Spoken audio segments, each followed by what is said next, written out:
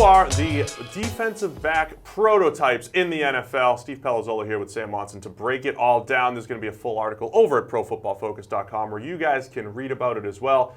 But let's go through the prototypes, the guys that you think of for these very specific roles. Let's start with press man corners. You know, you usually get that bigger, longer corner out there, and I think you have to think of Patrick Peterson and more recently Stephon Gilmore of the New England Patriots. Those guys have been the prototypes over the last couple of years. Yeah, Peterson obviously has been the prototype basically throughout his entire career for that specific skill set. It's been thrown into question marks a little bit, you know, PED, suspension, that kind of thing. So let's look at Stephon Gilmore, who has really developed into that absolutely phenomenal cornerback for the New England Patriots. That was always his role for the Bills, but he never really played at that consistently high level every single week the way he's managed to for the Patriots. But you think of those guys, they're longer, they're bigger body guys, they're able to essentially stick to their receiver from the line of scrimmage, maintain contact the whole way. Darrelle Revis was always, you know, a master at that particular type of coverage. And yeah, I think those two guys are exactly what you're looking for when you're trying to eyeball and spot the next talent coming through. Revis was absolutely the prototype during his career. He also had that unbelievable just ability to mirror receivers in press coverage. The thing about Stephon Gilmore, all of his bad plays with the Patriots the last couple years have come in maybe off coverage or when he has to read route concepts.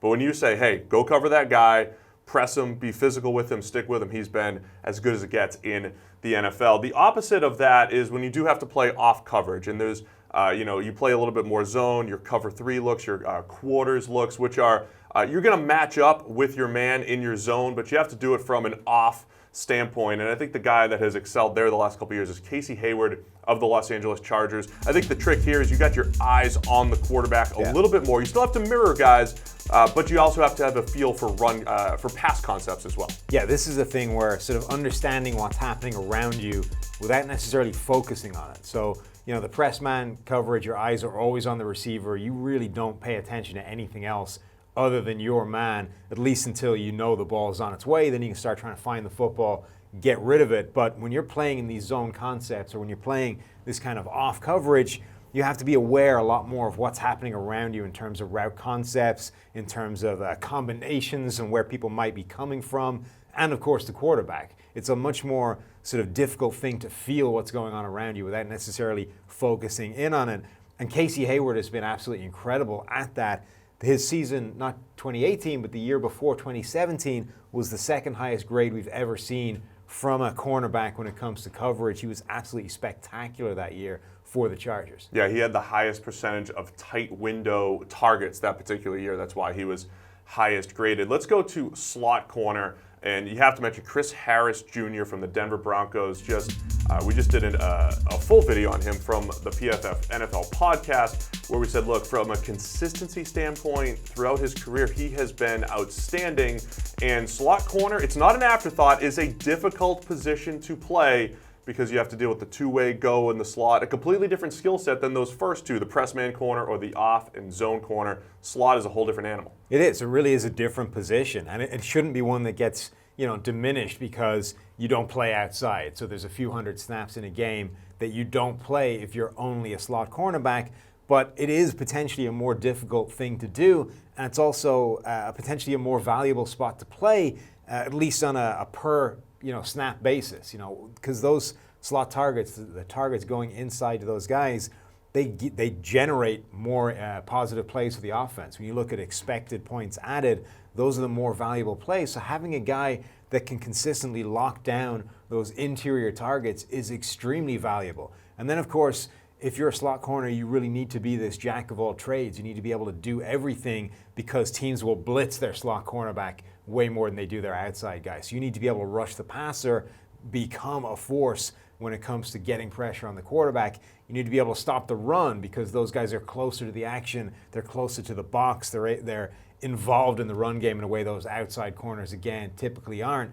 So a guy like Chris Harris, whose entire career has basically been about doing everything well, whether it's playing inside, whether it's playing outside, it's just those two-man cornerback personnel groups, whether it's defending the run, whether it's playing coverage, whether it's rushing the passer. He really has been the prototype for a do-everything corner. You have to tackle well, got to play in space. The old prototypes, a guy like Antoine Winfield, who was Yeah. like an extra linebacker out there. Charles Woodson toward the end of his career with the Green Bay Packers, the do-everything slot type of corner. Let's move on to safeties, starting with a single high, the pure single high free safety. And I think the obvious answer here is Earl Thomas, because everybody's looking for the next Earl Thomas. If you run a scheme that has a single high free safety, a guy that truly needs that sideline to sideline type of range, Earl Thomas has been the prototype for the last 7 or 8 years in the NFL. Everybody's looking for the next one, but he is a special and unique player because it's not just athleticism. You have to have an unbelievable feel for the game. You have to understand angles, and the goal, of course, is to take away the deep pass to all levels of the field. That's what Earl Thomas does. Yeah, it's been Ed Reed, and then it's been Earl Thomas. Yeah, Those have been the that's two prototypes of that deep center field single high free safety. You're right, Earl Thomas. He has incredible speed, and that's obviously one of the things you look at because that speed will help you get to the sideline, will help you essentially extend your range from the middle of the field to make those plays. But Earl Thomas also has that incredible vision head start, being able to see things happening before everybody else and also set off before everybody else. So he's not only faster than you getting from point A to point B, but he's leaving point A before you are. So he's got a yard of head start before you're going to move as well. His ability to do that extends that range to an incredible degree, but also means that he can do it from closer to the line of scrimmage. He doesn't need to essentially manufacture range by lining up way deep off the line of scrimmage the way you see the free safety in a Greg Williams defense do, say, or the way we saw Jarius Byrd do earlier in his career with the Buffalo Bills. Earl Thomas can do those things lining up closer to the line of scrimmage than any other free safety, and means he gets to impact more plays because he gets to make plays on passes that happen in front of him that other safeties just aren't in position to make because they have to line up so deep from the line of scrimmage. And sticking with safeties, you have your split field safety. So when you play a cover 2 or a quarter scheme, you have 2 high safeties. They have slightly different responsibilities in those coverages. But you're looking at guys like Harrison Smith of the Minnesota Vikings, Eddie Jackson of the Chicago Bears. The reason why these guys are really good at what they do, it's different from that single high role. Maybe they don't have as much range as an Earl Thomas necessarily, but they have enough range to play, say cover 2, where you have the deep half, but then playing quarters, which is essentially a man coverage concept. The safety has to be about 8 yards off the line of scrimmage, and he'll man up with whoever's in the slot or perhaps a tight end. One of the more difficult things a safety has to do, just like it's tough covering the slot, it's tough covering a tight end or that slot receiver in man coverage 8 yards off the ball. But Harrison Smith, Eddie Jackson have been excellent these last couple of years. Yeah, and Harrison Smith in particular, I think a lot like Chris Harris, is this do-it-all kind of safety. He's a guy that's just good at every single thing he's being asked to do. And not only could he operate really well in that sort of split safety system, but I think he could also be one of the rare safeties that could play well in a single high system, either in the box as the strong safety or as that single high Earl Thomas type of player. He's not going to be exactly what Earl Thomas is, but he'd be able to do it. And the versatility he has is what allows the Minnesota Vikings to essentially call any coverage they want, knowing that Harrison Smith is on the field and he's the guy that can move around to let everybody else be in a position to succeed. You know, with Harrison Smith out there, there's at least one guy that can plug any gap and be the thing that makes everybody else tick. And then Eddie Jackson had a phenomenal season a year ago and is starting to emerge as the same kind of player for the Chicago Bears. And then you've got the big nickel safety, essentially, which safeties could play linebacker, essentially. That's what you see a lot of NFL teams do. They take a safety, they throw him in the box. Now, Landon Collins is the guy that we said, hey, he's the prototype,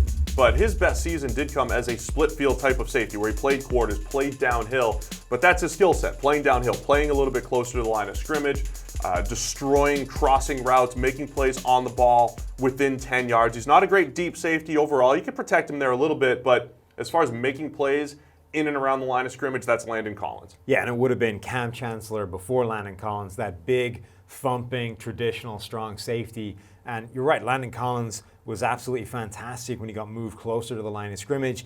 He times the snap in those run plays, I think, better than any other safety. You line him up almost right on the line of scrimmage, and he's just able to knife in behind the play, chase it down from behind, and essentially tackle the running back in the backfield before he's had a chance to exploit the blockers on the front side. I don't think anybody does that better than Landon Collins. And because he struggled early as a sort of deeper lying free safety, people think that he can't cover. But when you line him up as that split safety or as a strong safety closer to the line of scrimmage, he can still go man-on-man with tight ends and can still cover underneath really well. You just don't want him backing up 25 yards downfield and operating in huge amounts of space deeper into the coverage zones. And let's wrap it up with my favorite guys, the do-it-all, the true do-everything safeties. You mentioned Harrison Smith. You know, he's in that conversation, but I think the next generation of do-everything safeties, Derwin James of the Los Angeles Chargers, Jamal Adams of the New York Jets, these guys were so similar from a grading standpoint. Here's my favorite thing, because we grade every facet here at PFF, whether it's coverage, run defense, or pass rush. These guys graded extremely well. They got after the quarterback when they had to. They were making plays in the run game. You could find plays where they made plays as single high players, as two high players. They literally did it all, particularly in 2018. Yeah, and Derwin James, obviously your favorite thing about him is his pass rushing, because back in college they were lining an edge defender. Right, back in college they were lining him up as a legitimate edge defender and having him, you know, rush the passer like a defensive end, and he was good at it. Right. Like, it wasn't just a gimmick, that was actually a successful strategy. So his team have been lining him up all over the field at the college level and at the NFL level. Now they're drafting a sort of traditional single high safety to pair with him and let him kind of do everything underneath. He's definitely a special player in that regard. And then you've got Jamal Adams for the Jets, who has been the same kind of player. He's a real impact player basically all over the field. They've used him to cover tight ends. They've used him split out wide as an actual cornerback, plus the deep lying stuff, plus lining up at the line of scrimmage. Those guys are both, you know, modern day versions of that do everything safety. Yeah, both Derwin James and Jamal Adams among the league leaders among safeties in defensive stops and in pressures, while also making a ton of plays on the ball. So they're your do everything safeties. You guys can break down all of these different positions over at ProFootballFocus.com. Let us know who you think are the prototypes at all of these defensive back positions.